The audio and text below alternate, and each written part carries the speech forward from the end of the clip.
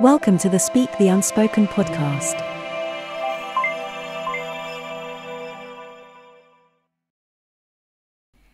Hai, halo. Waktunya kamu simak podcast Speak the Unspoken yang dipersembahkan oleh Rutgers Indonesia melalui program Right Here Right Now Too.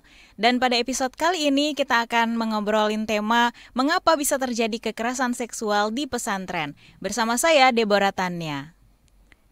Tahun 2021, media sosial dihebohkan dengan berita tentang kekerasan seksual di lingkungan pondok pesantren. Data dari Komnas Perempuan selama tahun 2015 sampai 2020, kasus kekerasan seksual di pondok pesantren menempati posisi tertinggi kedua setelah kekerasan seksual di perguruan tinggi. Nah, viralnya kasus kekerasan seksual terhadap santriwati di salah satu pesantren Jawa ini hanyalah salah satu dari sekian banyak kasus kekerasan seksual yang mengantri untuk direspon dan dikawal.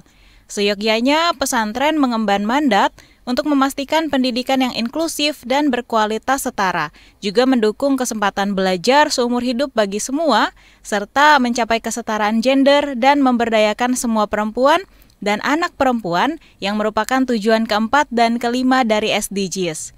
Pondok pesantren juga seharusnya mengemban dua tugas penting, yaitu sebagai institusi pendidikan dan institusi agama. Sehingga lulusan pesantren diharapkan dapat memberikan kontribusi keilmuan keagamaan yang dapat memperkokoh pembangunan nasional, khususnya dari aspek agama. Lalu, faktor apa saja yang menyebabkan terjadinya kekerasan seksual di lingkungan pendidikan berbasis agama, terutama di pondok pesantren? Serta bagaimana kiat-kiat pencegahannya dan cara mengatasi trauma bagi korban kekerasan seksual tersebut? Saat ini kita sudah terhubung dengan narasumber. Assalamualaikum Pak Kiai, apa kabar? Waalaikumsalam warahmatullahi wabarakatuh. Baik sekali.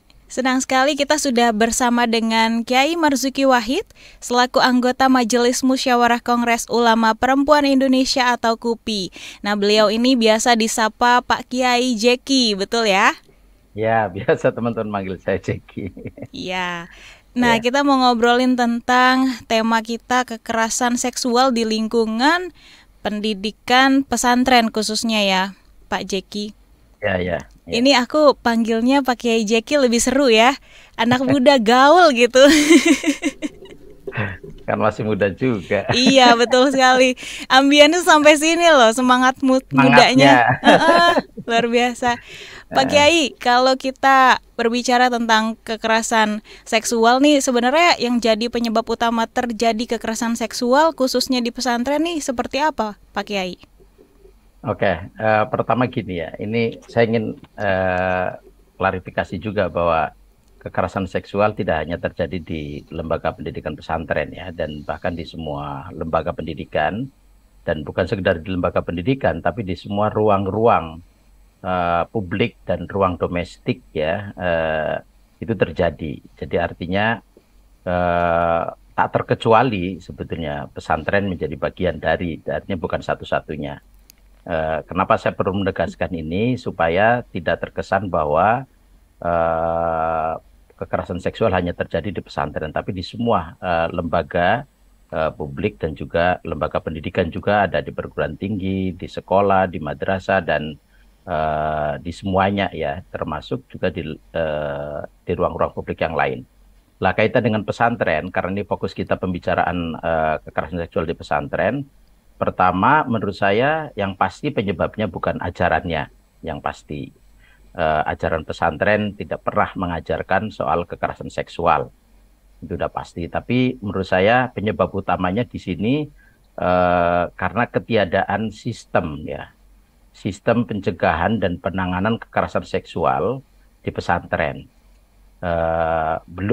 Saya kira belum ada satu regulasi dalam arti ini ya, dalam arti positif ya, regulasi yang mengikat sivitas pesantren dan juga SOP atau peraturan yang tegas gitu, yang itu mampu mencegah dan juga menangani segala bentuk jenis kekerasan seksual di pesantren. Itu menurut saya belum ada ya. Mungkin ada beberapa pesantren, tetapi secara keseluruhan belum. Terus yang kedua juga kesadaran sivitas pesantren, yaitu kiai, nyai atau pengasuh, ustadz dan santri. Ini menurut saya belum terlalu clear soal apa itu kekerasan seksual. Bisa jadi mereka tidak aware kalau itu adalah kekerasan seksual. Sehingga mungkin dianggapnya biasa, terus kemudian lalu dilakukanlah sebagaimana biasanya, padahal itu tahu bahwa itu adalah kekerasan seksual. Nah ini juga saya kira kesadaran dan edukasi ini masih minim di pesantren soal kekerasan seksual itu. Misalnya mereka masih belum bisa membedakan apa bedanya kekerasan seksual dengan perzinahan, dengan hal-hal yang lain yang yang itu juga diatur di dalam ajaran Islam misalnya gitu. Selain itu menurut saya yang ketiga itu relasi yang timpang ya. Relasi yang timpang antara pengasuh dengan santri, antara santri senior dengan santri junior, antara laki-laki dan perempuan, itu saya kira juga bisa membentuk ekosistem ya. Kenapa kekerasan seksual itu terjadi di pondok pesantren.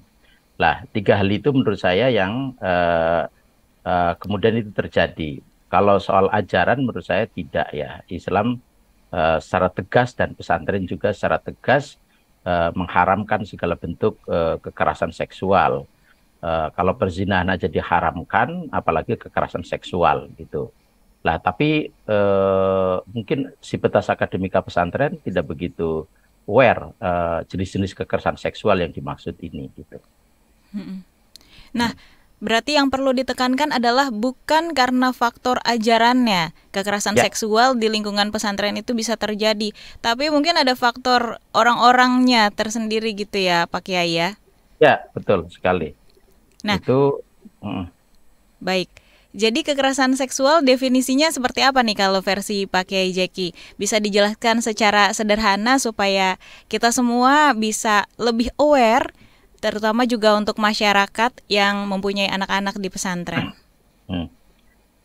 Ini kan segala aktivitas ya, dan aktivitas itu bisa aktivitas anggota tubuh ya, yang ada hubungannya dengan seksualitas, hasrat seksualitas yang dilakukan secara paksa ya, bil ikroh.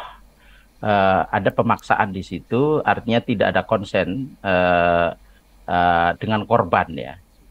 Itu termasuk kekerasan seksual dalam bentuk apapun.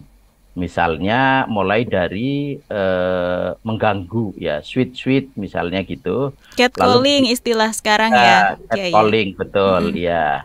Catcalling atau kemudian memandang terus-menerus sampai kemudian orang itu merasa risih. Tidak nyaman kayak gitu, itu kan termasuk bentuk kekerasan seksual ya.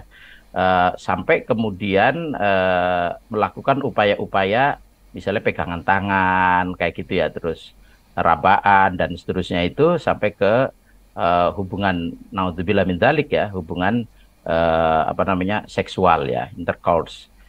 Nah itu saya kira itu semuanya adalah bentuk-bentuk kekerasan seksual. Misalnya ada banyak juga, misalnya kalau di beberapa lembaga pendidikan ya, juga termasuk di pesantren itu sihak itu musahakoh itu ini perempuan dengan perempuan, misalnya laki-laki dengan laki-laki ya, mufakhodzah, tempelan-tempelan paha kayak gitu. Lah itu juga bisa disebut kekerasan seksual. Kalau tidak ada konsen, tidak ada persetujuan, dan ada unsur paksaan yang membuat pihak lain merasa tidak nyaman, merasa terganggu, hak-haknya terkurangi, sampai kemudian terjadi pelukaan dan juga kekerasan yang lain. Itu halal, saya kira banyak bentuknya ya, yang itu saya kira belum bisa dipahami seutuhnya di dalam sivitas pesantren soal apa itu kekerasan seksual. Ya, jadi bentuk kekerasan seksual itu karena adanya bil ikroh tadi, seperti yang Kiai Jeki bilang, bentuk pemaksaan ya. Ya, betul sekali. Nah, kemudian untuk cara menangani kekerasan seksual di pesantren ini seperti apa menurut Pak Kiai? Ya, menurut saya gini, sebagaimana yang lain ya, menurut saya sama sih di pesantren dengan di luar pesantren memang ada hal yang spesifik, tetapi secara umum ada dua ya menurut aku. Kalau itu belum terjadi, tentu kita harus melakukan upaya-upaya pencegahan ya. Dan kita harus melakukan strategi pencegahan bagaimana ini supaya tidak terjadi gitu. Dan ini yang dipentingkan di sini adalah edukasi. Edukasi, penyadaran, mungkin bisa melalui pelatihan gitu ya, bisa melalui pengajaran, terus kemudian ada apa upaya-upaya khusus bagaimana menjelaskan tentang kekerasan seksual sehingga mereka aware gitu dan kemudian sudah tahu dan kemudian saya kira orang pesantren ini kan termasuk orang yang taat sebetulnya. Kalau dibilang bahwa oleh pengasuh, oleh kiai, oleh ajaran bahwa itu haram dan tidak boleh pada umumnya itu mereka akan mentaatinya dengan sepenuh hati gitu karena itu menjadi bagian dari ajaran agama. Meskipun tetap saja namanya satu komunitas pasti ada yang ada yang error gitu ya, termasuk para pelaku ini gitu. Menurut saya itu jadi itu pencegahan ya. Terus kalau itu sudah terjadi ya, kalau itu sudah terjadi yang ini sungguhnya sangat tidak diharapkan oleh siapapun dan disesalkan kalau itu terjadi, ya tentu harus ditanganin secara serius. Pelaku harus dihukum sehingga jera gitu. Karena kalau nggak dikasih sanksi, nggak dihukum, dan nggak ada kejeraan oleh pelaku, ini berbahaya. Pelaku bisa akan merembet untuk melakukan hal-hal yang lain, ke yang lain. Terus kemudian korban harus ditangani, harus dibantu, direhabilitasi, dan dipulihkan sepenuhnya, baik secara status maupun juga fisik, psikis, sosial, saya kira harus dipulihkan. Karena dalam konteks kekerasan seksual, itu korban tidak berdosa ya, dia adalah maf'ul bih ya, dia objek yang dia tidak punya tidak berkesadaran dan kemudian dia hanya jadikan objek dari tindakan pelaku ini yang justru merugikan korban. Dalam pandangan kami itu korban tidak berdosa dan karena itu harus dipulihkan, dibantu dan direhabilitasi baik secara fisik, psikis, sosial, spiritual dan seterusnya itu. Sementara pelaku saya kira harus diberi sanksi, dihukum agar jera dan tidak melakukan kekerasan seksual pada korban-korban yang lain gitu. Saya kira sama ya penanganannya yang mungkin nanti pendekatannya aja yang sedikit berbeda ya. Tapi kalau soal penanganan kalau itu terjadi maupun belum terjadi, saya kira sama dengan lembaga-lembaga pendidikan yang lain. Jadi kalau untuk santri itu takzim atau patuh ya Pak Kiai ya? Lah ini juga yang sering disalahpahami ya. Kepatuhan itu padahal kan la ta'ata li makhluqin fi ma'syiatil khaliq. Jadi tidak ada ketaatan kepada siapapun di dalam kemaksiatan terhadap khaliq ya, terhadap Allah. Kira kita tahu kekerasan seksual itu bentuk kemaksiatan, bentuk kezaliman ya. Dan juga ini perbuatan yang dilarang ya. Kalau dalam Al-Qur'an disebutkan wala taqrabuz zina innahu kana fahisyatan wa sa'a sabila. Jadi kalau zina aja disebut sebagai fahisyah dan sa'a sabila, ya artinya jalan yang terburuk dan juga fahisyah, maka kekerasan seksual lebih dari itu gitu. Yeah. Lebih dari itu. Artinya sudah pasti itu dilarang, berdosa besar dan juga bentuk kezaliman, kemaksiatan. Karena itu di situ la ta'ata li makhluqin fi ma'syiatil khaliq. Tidak ada ketaatan bagi seorang makhluk ya, siapapun kita, semua kita ini makhluk di dalam kemaksiatan terhadap khaliq. Artinya itu ini juga tadi saya mengatakan satu etika di pesantren yaitu soal kepatuhan antara santri kepada pengasuh misalnya atau santri junior kepada santri senior, ini tidak bisa dilakukan ketika itu kemaksiatan terhadap khalik, yaitu dalam soal tadi kekerasan seksual, perzinahan, dan yang lain itu nggak bisa ditolerir. Saya kira ini yang perlu diedukasi ke anak-anak santri dan siapapun. Saya kira ketika ada ajakan, rayuan, iming-iming, atau apa hal-hal yang mengarah ke sana, saya kira santri harus tegas mengatakan tidak, no way untuk kekerasan seksual gitu. Artinya harus mengatakan tidak, dan itu bukan bentuk sul adab ya. Justru itu kemuliaan karena kita menolak menolak perbuatan yang dilarang oleh Islam gitu. Artinya ini juga perlu diedukasi ke santri bahwa ketika mengarah ke sana harus tegas mengatakan tidak, dan kemudian mungkin harus mengatakan bahwa bapak atau ibu atau mas atau kang atau ustadz dan seterusnya itu adalah orang yang terhormat. Karena itu harus menjaga kehormatan dirinya. Dan perbuatan ini, misalnya kalau mengarah kepada kekerasan seksual, adalah perbuatan yang tidak terhormat dan merusak nilai-nilai keislaman. Ya. Lah saya kira santri harus tegas bisa mengatakan itu. Gitu.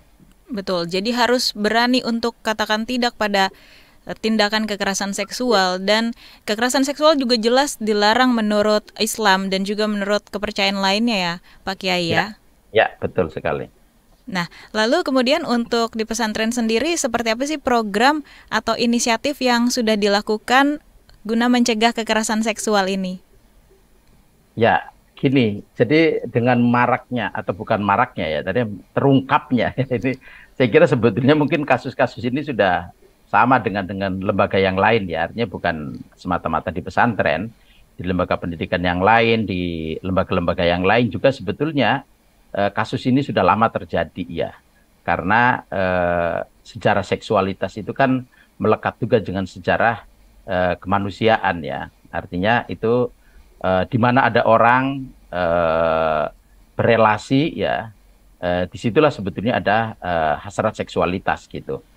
Dan bisa jadi kekerasan seksual juga sudah lama terjadi gitu. Tetapi dengan terungkapnya kasus-kasus satu demi satu di lembaga pendidikan termasuk di pesantren, saya kira ini kemudian menyadarkan semua pihak termasuk kalangan pesantren untuk tidak terjadi ya kembali, dan kemudian harus membuat benteng gitu, baik benteng spiritual, benteng sosial, maupun benteng-benteng norma-norma yang lain yang itu jangan sampai terjadi di lingkungan pesantren. Misalnya saya kira banyak ya, paling nggak KUPI sendiri ya, kebetulan saya juga menjadi bagian dari Kongres Ulama Perempuan Indonesia, itu sudah mengeluarkan fatwa soal kekerasan seksual. Lah itu juga dalam rangka membentengi itu secara spiritual, menegaskan kembali soal keharaman kekerasan seksual itu, dan bahkan taghlizul uqubah ya, artinya pemberatan sanksi kepada orang-orang yang mestinya bertanggung jawab secara agama ya, secara spiritual, pengetahuan maupun secara hukum, yang seharusnya melindungi malah dia menjadi pelaku, itu harus taghlibul uqubah, harus diberatkan hukumannya. Nah di pesantren inisiatif ini sebetulnya sekarang sudah mulai tumbuh ya. Menurut saya sudah ada mulai halakoh-halakoh tentang kekerasan seksual, terus ada pelatihan, dan sebagian pesantren juga sudah mulai membentuk kayak semacam satgas. Kemarin di PBNU bikin dalam satu abad ini bikin NU Women ya, NU Women, perempuan NU, dan udah dideklarasikan. Salah satunya adalah bikin satgas-satgas anti kekerasan seksual di pesantren, salah satunya ya, dan juga di lembaga pendidikan yang lain, di majelis taklim, jangan sampai itu terjadi. Lah, pembentukan satgas ini juga satu upaya-upaya untuk supaya tidak terjadi kekerasan seksual di pesantren. Lah, satgas ini kan fungsinya, tugasnya Selain melakukan pencegahan juga penanganan kalau itu terjadi.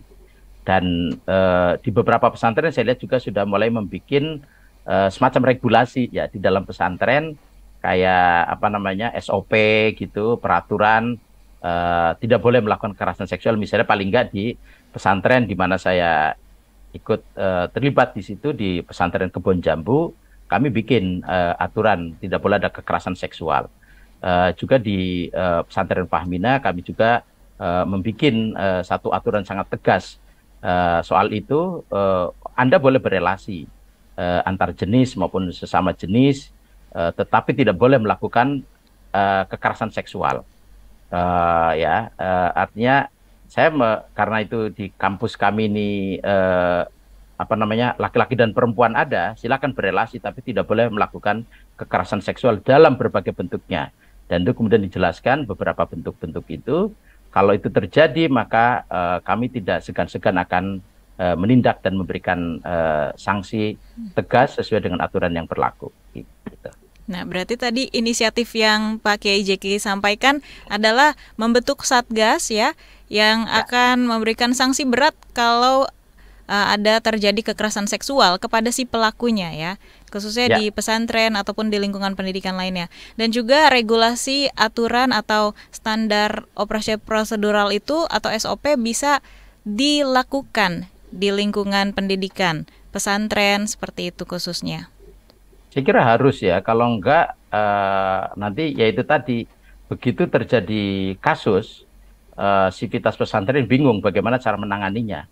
Nah inilah karena itu penting sebetulnya berjejaring juga ya. Ini orang pesantren ini kan seperti tadi disebutkan kan, lembaga pendidikan dan lembaga keagamaan. Yang mungkin beberapa pesantren menganggap hal-hal kayak gini kan bukan wilayahnya gitu. Meskipun sebetulnya itu kan melekat dalam ritme kehidupan manusia ya, termasuk di dalam pesantren. Lah menurut saya kita pesantren harus berjejaring ini. Harus berjejaring dengan misalnya NGO, LSM, dengan lembaga pemerintah, dengan lembaga Women Crisis Center kayak gitu yang menangani soal ini, sehingga pesantren tahu bagaimana cara menanganinya. Dan ini perlu ada edukasi, perlu ada kayak semacam pelatihan lah, diklat gitu ya. Sehingga karena ini kan kompleks ya, masalah kekerasan seksual itu bukan semata-mata soal sosial dan keagamaan, tapi juga soal medis ya, soal psikologi gitu. Artinya orang pesantren juga harus berjejaring dengan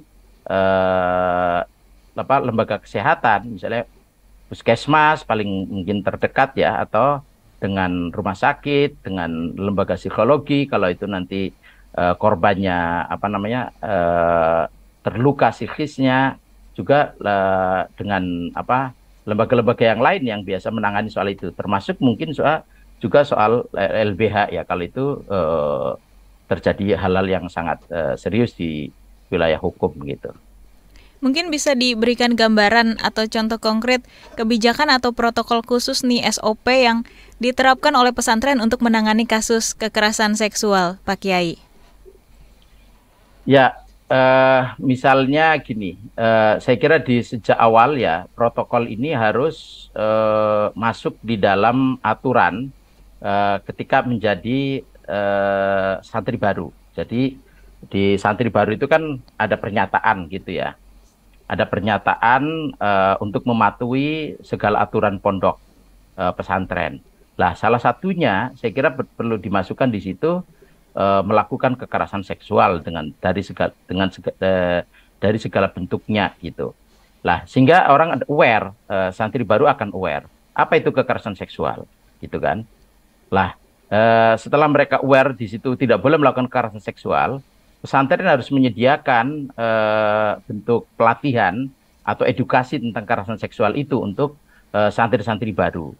Biasanya kan ada masa penerimaan santri baru gitu ya, kayak semacam orientasi lah kalau di perguruan tinggi itu kayak ospek gitu, di pesantren berbagai namanya beda-beda gitu.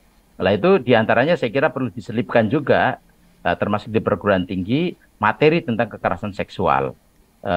Sehingga pesantren akan tahu apa itu kekerasan seksual. Kayak kemarin kami misalnya di pesantren Kebun Jambu mengundang teman dari Kemendikbud ya untuk menjelaskan tentang kekerasan seksual itu seperti apa. Dan itu banyak yang kemudian lalu kemudian ada yang speak up juga. Oh, kami telah melakukan ini, kami dulu begini dan seterusnya itu. Sehingga mereka sadar bahwa ternyata itu adalah kekerasan seksual dan itu tidak boleh. Ya. Lalu kemudian mereka timbul pertanyaan, gimana cara mengatasinya kalau terjadi kayak gini? Lah, setelah kemudian dilakukan pelatihan dan mereka sadar dan tahu mana yang boleh dan yang tidak boleh, misalnya dalam bentuk dalam kaitan dengan kekerasan seksual, lalu kemudian harus dijelaskan juga protokol penanganannya. Misalnya kalau itu terjadi, apa yang harus dilakukan? Menurut saya perlu ada satgas ya di pesantren. Satgas pencegahan dan penanganan kekerasan seksual. Lah, satgas inilah yang kemudian menyediakan protokol ini, misalnya apakah melalui pengaduan kayak gitu, terus kemudian dari pengaduan itu ditelisik lebih jauh, diproses, terus kemudian siapa pelakunya, siapa korbannya, kalau pelaku ada penanganannya sendiri, untuk korban ada penanganannya sendiri, sampai kemudian menurut saya betul-betul kedua belah pihak ini, artinya pelaku menjadi jera dan tidak akan melakukan lagi. Kalau memang perlu disanksi, dihukum. Kalau memang perlu diedukasi, hanya diedukasi, artinya tergantung tingkat ininya ya, tingkat perbuatannya. Terus kalau korban saya kira harus segera dilindungi, dipulihkan dan dikuatkan kembali psikisnya untuk meneruskan pendidikannya dan seterusnya itu.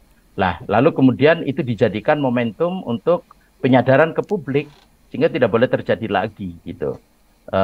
Demikian seterusnya sehingga halal kemungkinan terburuk itu sudah diantisipasi oleh Satgas ini gitu. Lalu kemudian Pak Kiai, gimana cara kita bisa mengajarkan nilai-nilai toleransi dan juga non-diskriminasi kepada santri-santri yang ada di lingkungan pesantren supaya tidak terjadi kekerasan seksual nih? Ya betul, ini salah satu penyebab ya kekerasan seksual, diantaranya juga soal kesadaran relasional ya, kesadaran kesetaraan laki-laki dan perempuan kayak gitu, senior dan junior, terus kemudian ketaatan yang berlebihan yang tidak proporsional. Lah, saya kira ini penting juga dijadikan bahan ajar ya, bahan edukasi kepada para santri. Sebetulnya kalau soal toleransi, non diskriminasi itu seharusnya melekat di dalam ajaran Islam kan. Karena ajaran Islam itu ajaran toleran. Nabi pernah mengatakan bu'itsu bil hanifiyati samhah. Saya diutus untuk membawa satu ajaran yang lurus dan penuh dengan toleransi. Karena itu toleransi ini diterapkan oleh Nabi sedemikian rupa, bukan hanya toleransi sosial ya, antara perbedaan suku, ras, agama, tapi juga toleransi dalam arti menyadari perbedaan adalah sebagai sunatullah gitu. Dan kemudian termasuk toleransi tadi, menyadari laki-laki dan perempuan sesuatu yang berbeda, tetapi kemudian tidak boleh melakukan pembedaan, diskriminasi. Dan itu nanti harus dijelaskan juga batasan diskriminasi dan toleransi itu hubungannya kayak apa, saya kira juga penting. Lah, saya setuju. Caranya menurut saya sebenarnya kalau di dalam ajaran Islam kan melimpah ya ajaran semacam ini, tetapi tidak semuanya diajarkan, disampaikan maksud saya, disampaikan. Karena itu menurut saya penting dimasukkan di dalam pengajaran kitab kuning ya. Di pesantren itu kan yang paling khas itu kan ngajar pengajian kitab kuning. Lah di setiap kitab kuning harus selalu diajarkan toleransi, penghargaan terhadap perbedaan, terus kemudian tidak boleh melakukan diskriminasi, termasuk melakukan kekerasan ya dalam segala bentuknya, baik kekerasan fisik, psikis, verbal maupun kekerasan seksual dan ekonomi misalnya gitu. Lah saya kira itu harus masuk di dalam pembelajaran kitab kuning yang sehari-hari menjadi rohnya pesantren, juga harus selalu menjadi tausiah ya, atau nasihat-nasihat yang disampaikan oleh pengasuh. Karena gini, di pesantren itu pengasuh itu sangat sentral. Eh, Kalau apa kata pengasuh itu biasanya santri itu manut. Karena itu saya ingin menyampaikan ya, ini salah satu strategi penting pencegahan dan penanganan kekerasan seksual di pesantren itu, bagaimana pengasuh sendiri itu menyadari dan sadar bahwa ini penting, lalu kemudian di setiap waktu ketika ketemu dengan santri, baik dalam majelis yang formal maupun informal, misalnya ketika sowan itu disampaikan bahwa misalnya tidak boleh ada kekerasan dan kamu tidak boleh menjadi pelaku dan korban kekerasan seksual. Korban aja nggak boleh, apalagi jadi pelaku. Jadi pelaku. Korban jangan sampai juga gitu, apalagi jadi pelaku misalnya. Terus dijelaskan, lah itu akan masuk sekali di dalam pikiran santri kalau itu pengasuh yang menyampaikan. Jadi saya berharap pengasuh itu sentral ya. Jadi kalau pengasuh terus-menerus mendengungkan ini, insya Allah sebetulnya santri akan melakukan kesadaran. Lah ini yang jadi masalah, Mbak Deborah. Ini kalau pelakunya adalah mohon maaf ya, pengasuh atau ustadz, ya ini yang jadi masalah. Karena selain dia yang seharusnya melakukan edukasi, malah dia jadi pelaku. Dan kemudian ini tentu saja karena ada relasi kuasa, ya ini yang harus jadi taglibul uqubah ya, ini pemberatan sanksi itu di sini gitu. Seperti yang tadi Pak Kiai bilang ya, sanksinya harus diberatkan untuk pelakunya. Persis itu, karena seharusnya dia melindungi, seharusnya dia melakukan edukasi, seharusnya dia menyadarkan, malah dia jadi pelaku. Iya. Nah, orang-orang yang kayak gini itu yang harus diberatkan sanksinya gitu. Nah, tadi Pak Kiai juga menyinggung soal bantuan dan perlindungan untuk korban kekerasan seksual nih. Bagaimana kita memastikan bahwa si korban ini mendapat bantuan dan perlindungan yang tepat? Ya ini, menurut saya tadi ya, selain Satgas, ya pesantren harus berjejaring gitu. Karena saya tahu ya, kapasitas pesantren tidak semuanya memiliki kapasitas yang memadai untuk pencegahan dan penanganan kekerasan seksual ini. Dari sisi knowledge aja, dari sisi pengetahuan, tadi sudah saya sampaikan ya. Apalagi dari sisi praktikal, misalnya bagaimana cara menangani kasus-kasus semacam ini. Karena itu menurut saya, untuk memastikan ini, pesantren selain tadi bikin satgas ya secara khusus, yang itu harus dilatih satgas ini. Satgas juga jangan asal bikin, karena satgasnya ini harus memiliki pengetahuan dan keterampilan yang memang betul-betul memadai sebagai satgas pencegahan dan penanganan kekerasan seksual. Artinya harus dilatih. Mungkin dilatih soal penanganan fisik ya, penanganan artinya medis ya, penanganan psikis, juga pemulihan spiritualnya. Lah ini pemulihan spiritual itu penting, Mbak Deborah. Banyak korban itu merasa bersalah ya. Merasa bersalah, karena merasa bersalah akhirnya dia mendolimi dirinya. Sampai kemudian dia harus putus sekolah, terus kemudian dia harus menyakiti dirinya, bahkan sampai ke bunuh diri misalnya gitu. Nah ini harus disadarkan secara spiritual bahwa Anda tidak bersalah, korban ini. Anda adalah korban. Dan karena itu kamu harus survive, harus pulih, dan kemudian yang salah adalah pelaku gitu. Nah ini penting pemulihan spiritual semacam ini, artinya bukan hanya sekedar pemulihan psikis dan medis, tapi juga pemulihan spiritual.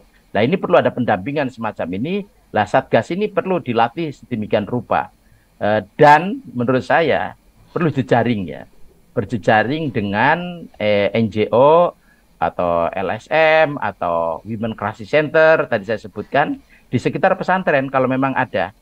Dan saya kira NGO, LSM atau Women Crisis Center insya Allah dengan senang hati untuk membantu apabila ada uluran tangan dari pesantren untuk menanganin kasus agar tidak terjadi di pesantrennya kekerasan seksual ini gitu.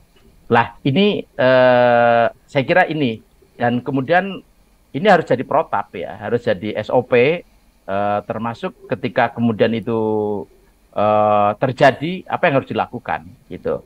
Lah ini Satgas ini yang harus memastikan penting, karena kita berharap semua komponen ini, pesantren ini kan jumlahnya macam-macam ya, Mbak Deborah. Ada yang mulai dari 500-an ya, ada yang ribuan, dan bahkan ada yang puluhan ribu jumlah santrinya. Kita bisa membayangkan dalam satu lembaga pendidikan yang santrinya puluhan ribu atau ribuan, itu tidak gampang mengelola ini. Lah karena itu juga berharap semuanya mereka akan bisa menangani ini nggak mungkin, karena itu ada Satgas. Satgas itu adalah satu kelompok kecil, artinya satuan tugas yang memang terdidik, terlatih, dan dia punya kapasitas, punya jaringan yang memadai untuk melakukan pencegahan dan penanganan kekerasan seksual di pesantren ini gitu. Nah, baik. Kalau yang namanya edukasi dan sosialisasi ini kan sangat penting ya Pak Kiai ya, guna para santri ini mengetahui apa saja sih yang termasuk dalam kekerasan seksual itu, seperti apa batasan-batasannya. Apakah ada materi kajian terkait hal seksual dan reproduksi, terkait hak seksual dan reproduksi? Ya ini yang menurut saya perlu diperkuat, Mbak. Perlu diperkuat di pesantren ya. Memang ada misalnya kitab Unqudul Lujain fi Bayani Huquqiz Zaujain yang biasa dikaji di pesantren. Itu sebenarnya kitab tentang relasi seksual juga gitu. Tetapi dalam kajian yang sangat kritis, kitab ini masih menyisakan beberapa problem gitu. Misalnya soal relasi yang timpang gitu antara suami dan istri, di situ disebutkan laki-laki dan perempuan. Lah ini perlu ada pendekatan kritikal di situ ya, pendekatan kritis untuk melihat apakah ini berpotensi terjadinya kekerasan seksual atau tidak. Dan menurut saya potensial ya, karena itu perlu ada kajian. Sebetulnya juga pesantren sudah memberikan kajian barunya ya soal kitab ini. Atau ini kitab Qurratul Uyun ya Pak Kiai? Nah, atau Qurratul Uyun, nah itu sama, Unqudul Lujain dan Qurratul Uyun itu ya sejenis ya, 11-12 misalnya kitab-kitab semacam itu perlu dikaji secara kritis dan dijelaskan dalam pendekatan yang tadi ya, yang pendekatan baru yang enggak apa-apa dari kitab ini, tetapi lah inilah perlu ada edukasi ya ke pesantren, misalnya mana yang timpang, mana yang setara, mana yang berpotensi tindakan kekerasan, mana yang tidak. Saya kira perlu dijelasin. Melalui kitab ini, tapi dengan pembacaan yang sangat kritis, yang mencerahkan, yang kemudian orang tahu, oh ini kan konstruksi pada masa lalu gitu kan, ini konstruksi di sono gitu loh. Ketika kitab ini ditulis, terus kemudian cara pandang yang dulu memang begitu, sekarang sudah berubah cara pandangnya, di mana relasi laki-laki dan perempuan harus setara, mubadalah gitu ya, memiliki kesalingan, terus selalu harus menghargai hak asasi manusia. Sekarang ini orang nggak bisa lagi mengesampingkan hak asasi manusia gitu, hak-hak perempuan, itu kan sudah embedded ya di dalam kehidupan kebangsaan kita. Karena itu nggak bisa kita mengajarkan satu pendidikan yang bertentangan dengan nilai-nilai yang hidup di Indonesia, yaitu diantaranya penghargaan terhadap hak-hak perempuan gitu, hak-hak asasi manusia kayak gitu, terus kemudian kesetaraan dan keadilan relasi dan laki-laki dan perempuan. Itu saya kira satu keniscayaan zaman hari ini dan juga sudah melekat dalam kehidupan kebangsaan kita. Nah, disinilah menurut saya perlu ada upaya-upaya penyesuaian pengajaran pembacaan kitab kuning yang terutama yang terkait soal relasi seksual ke arah sana gitu loh.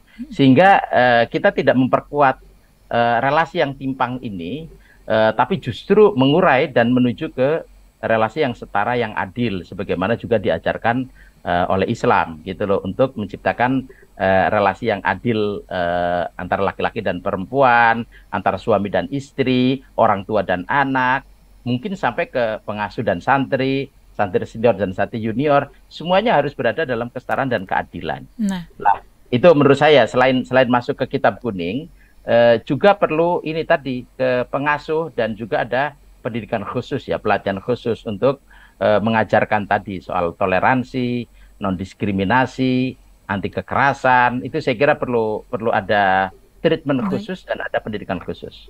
Ya, upaya pencegahan ini memang menjadi tugas kita bersama ya Pak Kiai ya. Betul Perlu sekali. kolaborasi berbagai stakeholder. Lalu kalau dari KUPI sendiri dan Rutgers Indonesia untuk menangani kasus kekerasan seksual di lingkungan pesantren ini seperti apa? Ya, KUPI di Kongres pertama ya tahun 2017 sudah mengeluarkan fatwa soal kekerasan seksual dan fatwa KUPI jelas mengatakan bahwa kekerasan seksual adalah bentuk kezaliman, dosa, haram, terus kemudian dan apa namanya pelakunya harus dihukum, korban harus dilindungi, dipulihkan dan dikuatkan kembali baik secara psikis, fisik maupun spiritual.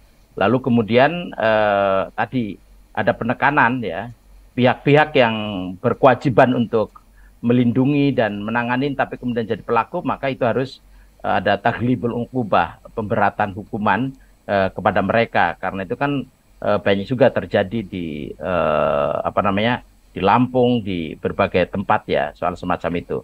Satu, KUPI sudah mengeluarkan fatwa dan fatwa itu menurut aku sangat tegas ya soal ini dan setahu saya fatwa ini bisa menjadi dasar kemarin gerakan teman-teman untuk mensahkan undang-undang TPKS ya, tindak pidana penghapusan tindak pidana kekerasan seksual gitu. Lah ini fatwa ini landasan teologis, landasan keagamaan untuk menghapus kekerasan seksual. Lah dan KUPI bersama dengan jaringannya ya, KUPI ini kan satu simpul jejaring sebetulnya, karena di dalam KUPI ada banyak jaringan. Ada jaringan pesantren, ada jaringan NGO, ada jaringan perguruan tinggi ya, dan juga jaringan komunitas. Di situ ada di dalamnya, meskipun KUPI ini nggak memiliki struktur sampai ke bawah, tetapi jaringannya banyak. Nah, jaringan KUPI inilah yang melakukan edukasi-edukasi ke pesantren melalui pendidikan ulama perempuan, misalnya kalau itu dilakukan oleh Rahimah, kalau Fahmina misalnya di KUP, Daurah Kader Ulama Perempuan, terus kemudian melalui halakoh-halakoh untuk melakukan penyadaran di kalangan pesantren soal ini, dan sampai ke soal bagaimana menyiapkan kerangka-kerangka tadi SOP yang diperlukan, misalnya kalau itu terjadi kekerasan seksual. Harapannya jangan sampai terjadi tentu saja ya. Nah ini yang dilakukan oleh teman-teman KUPI dan Rutgers mungkin ya, untuk bagaimana mencegah ini jangan sampai itu terjadi gitu. Baik Pak Kiai, singkat saja Pak, apa pesan dan imbauan yang ingin Pak Kiai sampaikan kepada rekan-rekan santri umumnya dan khususnya kepada para pengasuh pondok pesantren nih terkait pencegahan kekerasan seksual? Ya, pertama saya ingin mengatakan kepada kita semua, kalangan pesantren, saya juga orang pesantren ya, saya kira kekerasan seksual ini adalah tindakan yang bertentangan dengan nilai-nilai, prinsip-prinsip, dan ajaran agama, terutama agama Islam.